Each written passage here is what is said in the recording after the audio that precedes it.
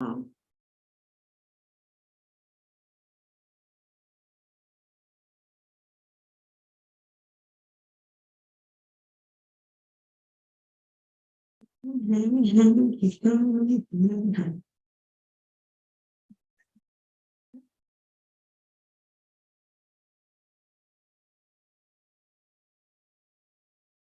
Good morning, everybody. I am Natalie Elliott, and today is July 14th, 2023, and it is 9:37, and we are 7 minutes late. So we so apologize to anybody who's out there watching us live, and we've been dead silent for the last 7 minutes. It's one of those days, y'all.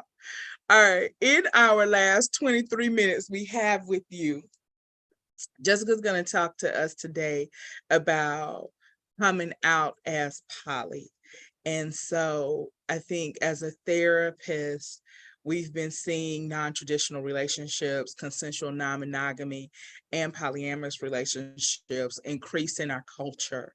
And so one of the things that we purpose to do is to help our clients as much as we can get the lives and the love and the relationships they want. And so this one I think is a big part of it. So I'm so glad that we're taking time out to talk about it today. And with that being said, I'm going to turn it over to the fabulous and amazing Jessica Addison. Who, y'all, let me just tell y'all, Jessica is hardworking. She is diligent. She is just awesome. And so if anybody wants to work with a really good therapist, feel free to give us a call and we will get you with Jessica. All right, Jessica, I'm turning it over to you. all right, let me share my screen. Um, okay, all right. Thank you, Natalie. And yes, today we are going to be talking about coming out as poly to your family, friends, anyone in your close circle.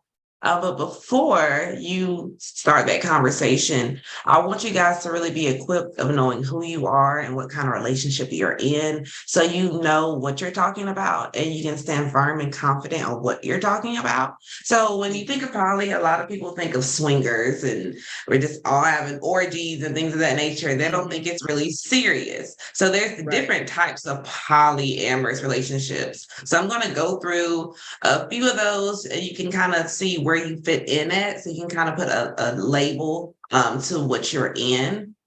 The first one is hierarchical poly. That's when you're in a polyamorous relationship. It varies in the type, sexual, asexual, romantic, and there's no significance. It's just everyone's equal, same equal energy. There's nothing special. Nobody's one-upping another.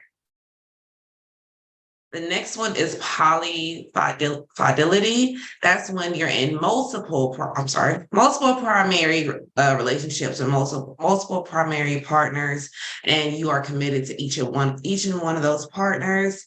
You can categorize it as a triad, quad, B triad, and then you can also talk about if you guys have a closed circle, if you have a certain amount of primary partners to where you guys only have relationship with those people within that circle or triad or quad.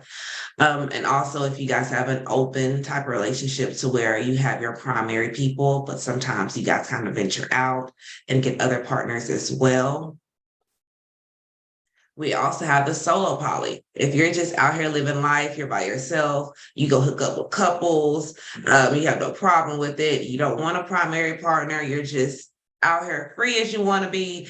That's totally fine. You are a solo poly, and this can be good for anyone who don't want to be limited in their time, their energy. They don't want to show any type of dedication and commitment, and that's Mhm. really good and really big of someone, because if you know that you don't have the time and you're not a commitment type of person, it's a very responsible way to kind of know who you are and give that disclosure to everyone else. And it's Yeah. kind of like the casual dating over exclusive dating. If a primary relationship is not a priority in your life right now. Yeah. We have the non-sexual poly relationships. Those are people who is not big on the physical. They have a deep interest, deep emotional connection with each other. And emotional intimacy is very good. I think we talked about last time having a marriage that's non-sexual. So there's that complex as well. And you kind of have that best friend. It could be a long distance thing where you just need that confidant. It could be a mixture of sexual orientations, so where one partner could be bisexual, one of them is heterosexual. You can have the heterosexual person could have a relationship with a person who's of the same sex with their partner, but it could be non-sexual. They could hang out, they can read books with each other, they can all sit on the couch with each other. Like these people, they can all read books to one another. The male and the female who's beside each other, they can very well be in a relationship with each other, and be primaries. The girl on the other side could be in a polyamorous relationship with the guy, but the girls, they probably are not in a sexual relationship. They probably just share a common interest or a common book with one another.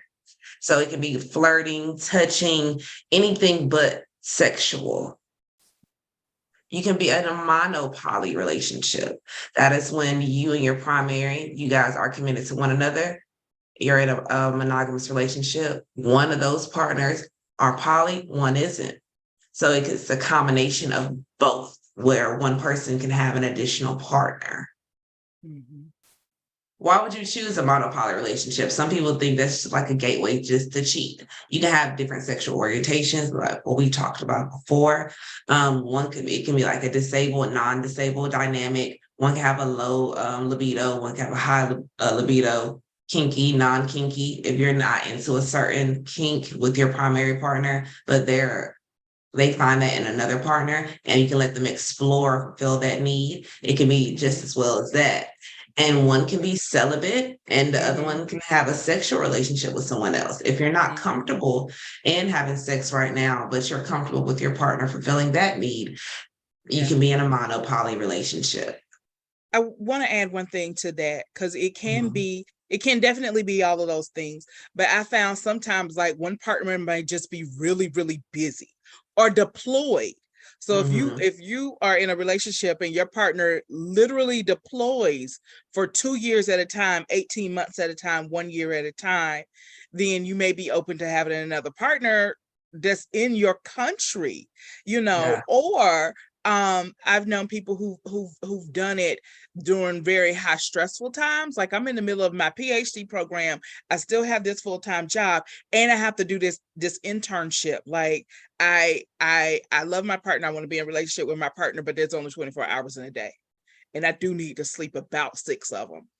And so sometimes it can be those type of things as well. It can definitely be all kind of sexual and dynamic and with that, but sometimes it's just like life just ain't easy sometimes. Mhm. And sometimes it's not conducive to a relationship, and some partners may be um want to be more connected at a time where a partner just doesn't have it for whatever reason. So okay, go ahead, Jessica. I just wanted to jump in on that because I've seen Oh, that. Hmm. so since once you considered what you are, you and your partner, then you're kind of ready for the conversation. Okay, you know who you are, you know how to come out and proud if you're solo poly, mono poly to your friends and family.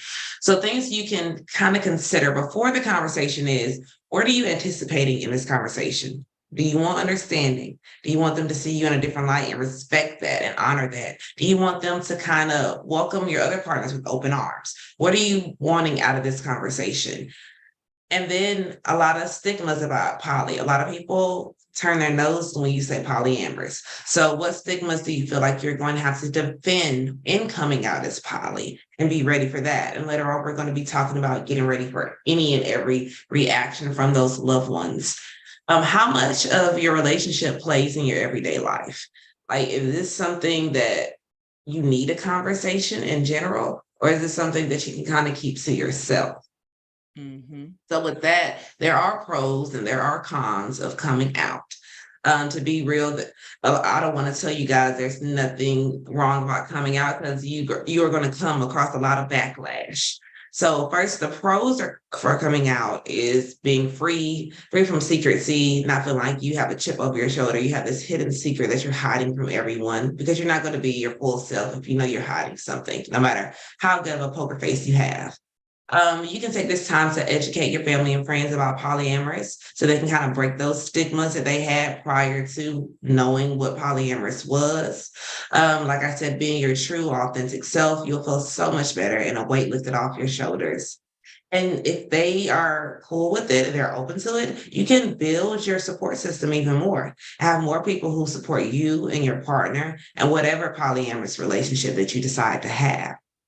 And then you have a newfound respect for your loved ones. You might have a respect for them before, being that they are open to accept you. You can see them in a brand new light, and it can kind of add more value to your relationship.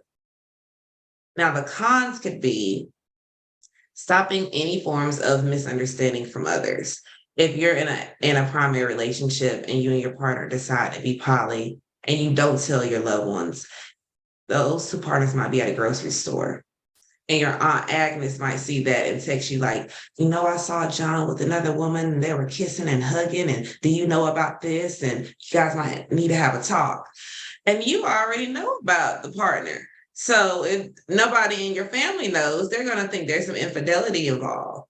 So stopping those rumors and all that drama it could be something that you kind of need to look into in wanting to come out.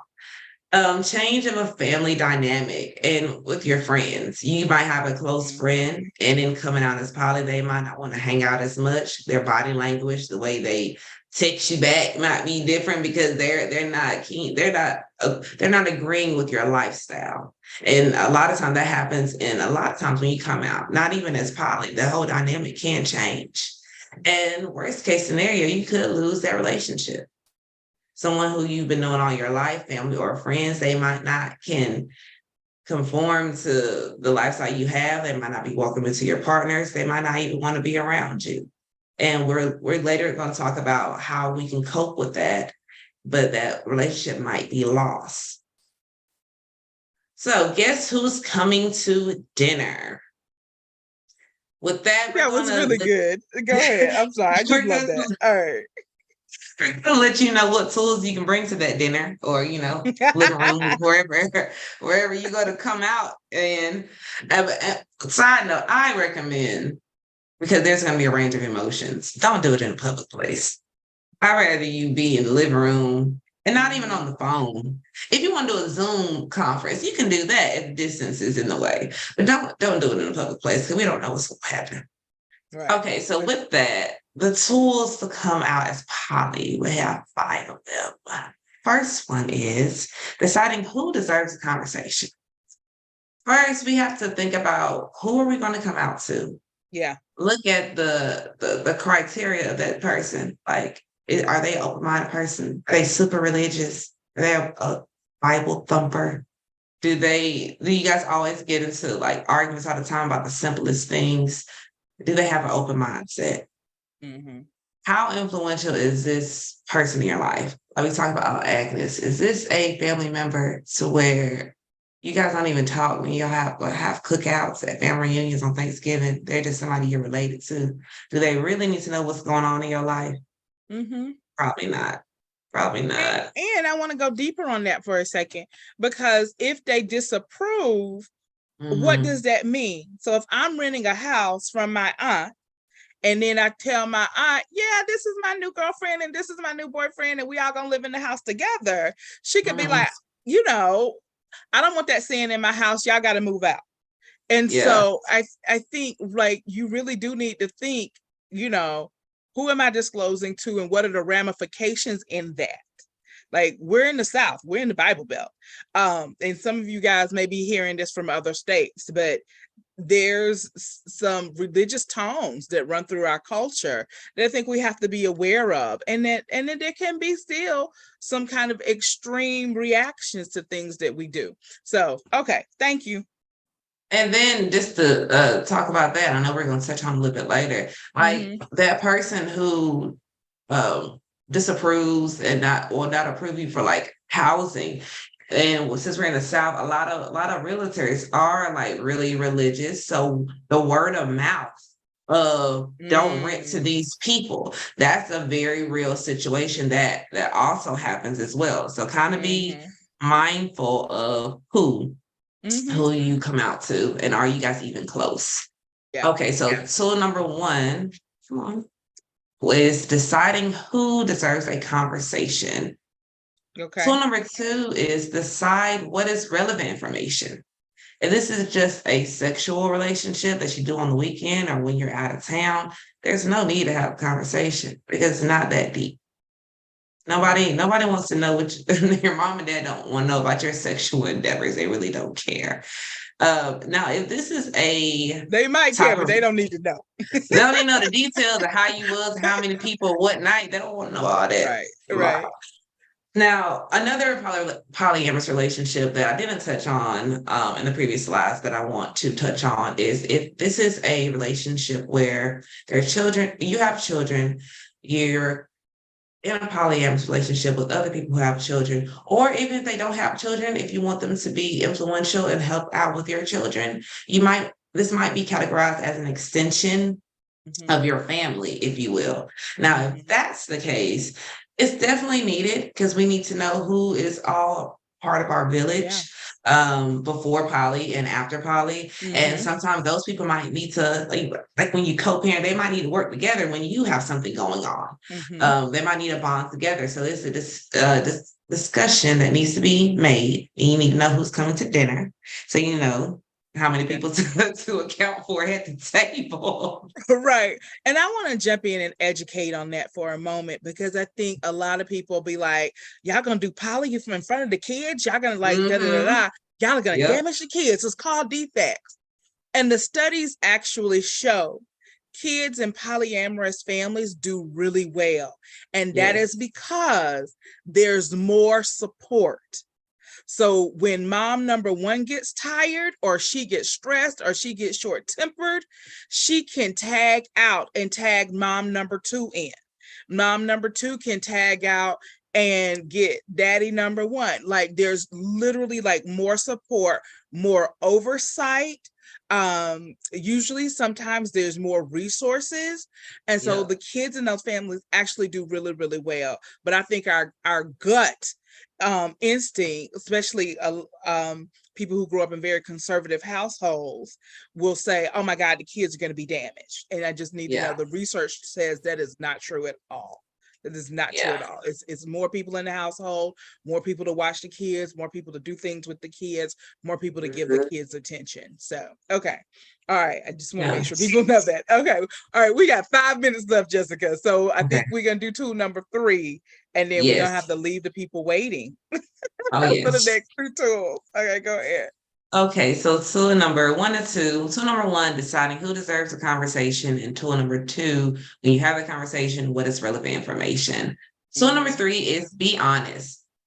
Be open and honest when you're having that coming out conversation about who's all in your relationship and the terms and their position in your family, because you don't want your other partners to feel like you're hiding them, like you're telling a little bit of the truth, but not too much. You don't want them to see you in a different light. Like, I'm gonna tell you I'm poly, but I'm gonna just tell you it's just sexual. Like, we don't have a whole relationship and I'm committed to this person.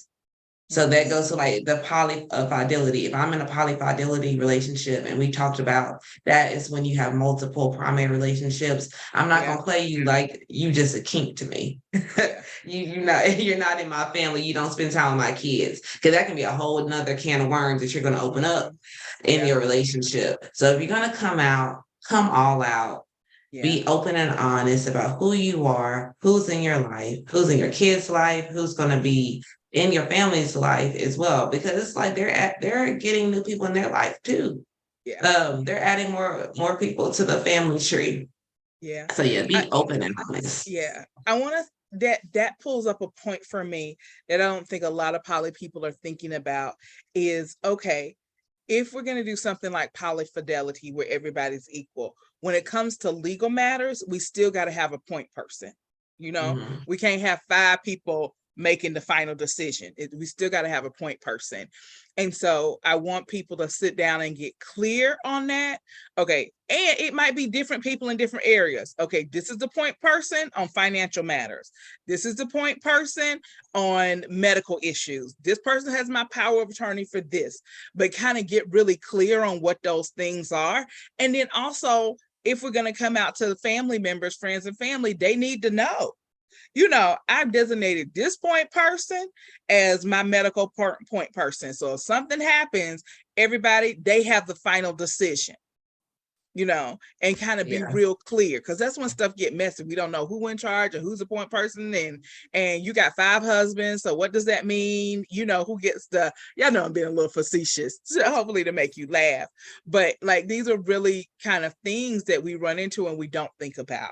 And we all want to live forever, but that's not realistic. And so we got to make plans for that. And so as we're doing these relationship changes, I just also want people to be kind of more cognizant. Okay. All right. So Jessica, we got 3 minutes left. So what do you think out of all of everything, what do you want people to know most of all?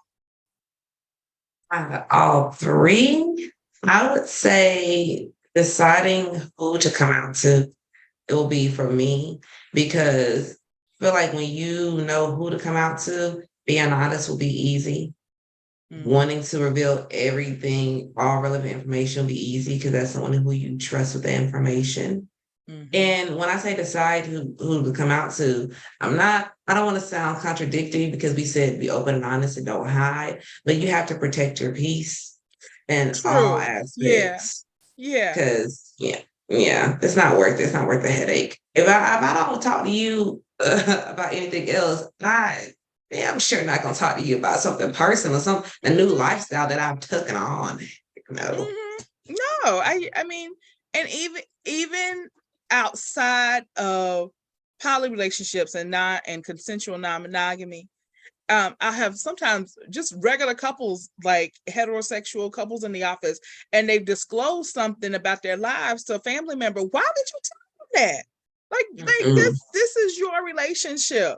So there's no need for you to tell your mama that y'all ain't having sex. Like, why would you say that? Or why would you tell your daddy that y'all broke? Like this is like, you've got to just kind of honor the relationship and really think about it, like, and who needs to know what.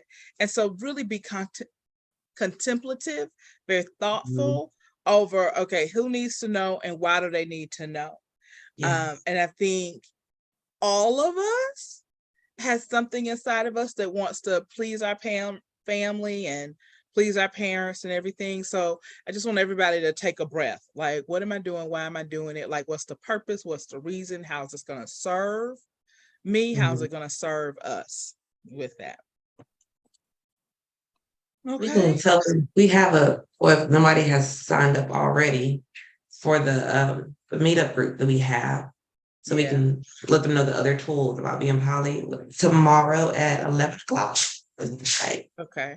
All right. And so that would be going to meetup.com and looking for our group, which I think is Atlanta Polyamory. Yes. So, yeah. And you should see Jessica and I and my face on there. And we definitely will go through all of the tools tomorrow for this presentation. So thank you, everybody, for joining with us today. And we look forward to hopefully working with you guys in the future. All right. Bye-bye.